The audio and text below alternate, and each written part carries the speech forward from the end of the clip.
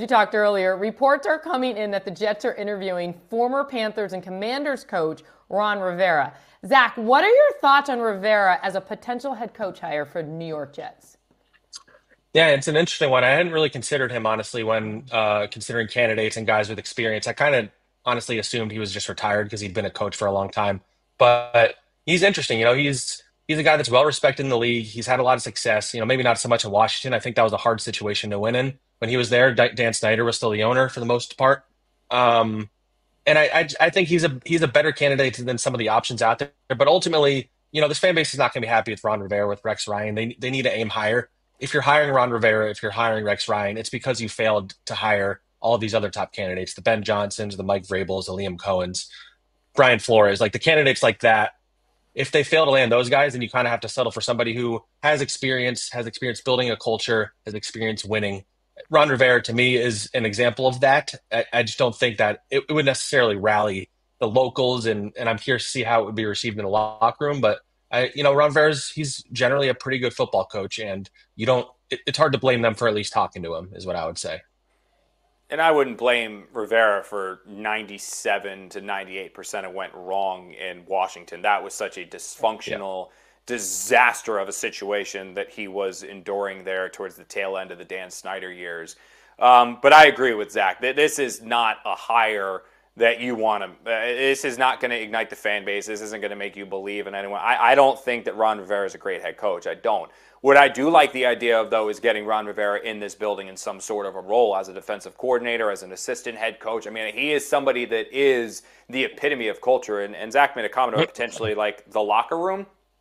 I wouldn't worry about the locker room because you see clips time and time again, and you can talk to people who have covered or worked with Ron Rivera, and they will tell you this guy is such a genuine, kind-hearted person that his players love him. His failures as a head coach the last couple of years and towards the tail end in Carolina were just because he wasn't a good head coach. Doesn't make him not a good football mind. So if you can pair him with someone else, say Mike Vrabel is your head coach and Ron Rivera is your defensive coordinator, you get Ben Johnson or Brian Flores in here and Ron Rivera is a part of that staff, he is somebody that I think can genuinely help a Jets team that is looking to, above all else, change their culture and instill some discipline and change the overall viewpoint and feel of this team, because right now they feel like losers. That's what Garrett Wilson has talked about. Breece Hall has talked about. So many players, DJ Reed have talked about that they just expect things to go wrong. Ron Rivera, paired with other people, I think can help in changing the way that the Jets view themselves.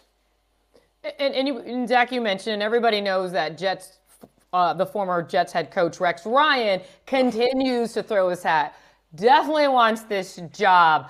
Connor, we know your thoughts on his return, but give us what you think the percent chance the Jets actually resort back to the former coach. And just so you know, we will save this clip just in case he does get hired.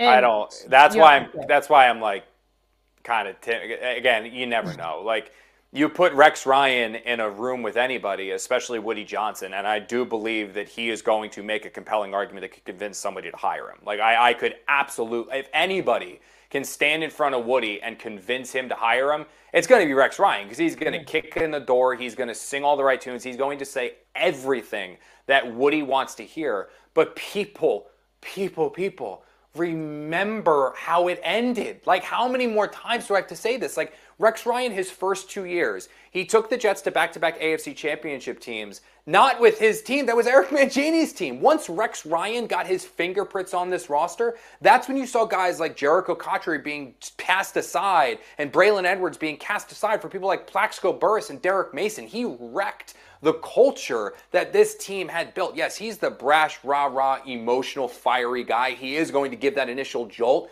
but then things will regress to the mean. Again, remember every single year after those 2 years. He is a part of this 14-year playoff drought. Oh, by the way, he went to the Bills and was a complete and total failure there as well. Remember when he brought his brother on staff and they were taking the pictures of them riding like the two-seated bicycle? Like just don't go that way. So I'm not going to say 0%. I hate percentage chance questions. I was making fun of Jordan Raanan, who covers the Giants for ESPN, about these questions. They drive me nuts.